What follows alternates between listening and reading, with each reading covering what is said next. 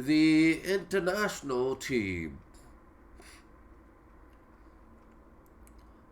Yigael Yadin recounted the events of 1967 to David Priest Jones in an interview conducted early in 1968.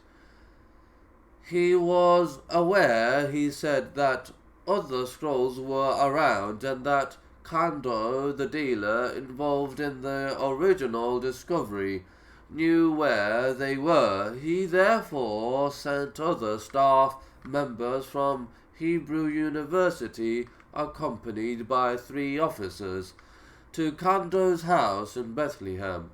Kando was taken under escort to Tel Aviv. When he emerged after 5 days of interrogation, he took the officers back to his home and produced a scroll which had been hidden there for 6 years. This proved to be an extremely important discovery. The Temple Scroll, first published in 1977. Priest Jones also interviewed Father De Vaux, who was highly indignant at what had occurred. According to Priest Jones, De Vaux called the Israelis Nazis.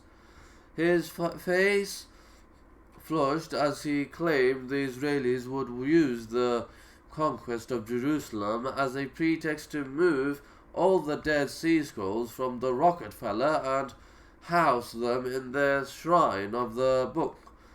He used fear for both his own position and his access to the Qumran text, because, as Priest Jones discovered, Father De Vaux had refused to allow any Jews to work on the scrolls in the Rockefeller.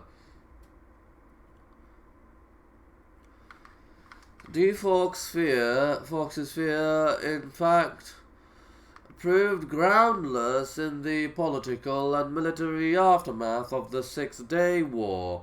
The Israelis had other matters on their plate.